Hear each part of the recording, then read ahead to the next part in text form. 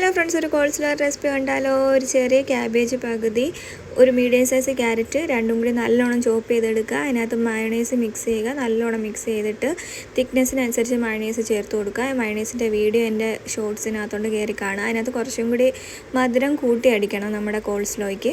അത് കഴിഞ്ഞ് മിക്സ് ചെയ്ത് കൊടുത്തതിന് ശേഷം പെപ്പർ പൗഡർ ഇടാം. പെപ്പർ പൗഡർ ഒരു 4 ടീസ്പൂൺ പെപ്പർ പൗഡർ വേണം. അതിനുശേഷം എല്ലാ ഇൻഗ്രീഡിയൻസ് ഇടുമ്പോഴും നല്ലോണം മിക്സ് ചെയ്യുക. എന്നിട്ട് ടേസ്റ്റ് ചെയ്ത് നോക്കണം. നമുക്ക് ഈ കോൾസ്ലോ ബർഗറിൻ്റെ കൂടെയും സാൻഡ്വിച്ചിൻ്റെ കൂടെ അതുപോലെ ബ്രോസ്റ്റഡിൻ്റെ കൂടെയൊക്കെ കഴിക്കാവേ.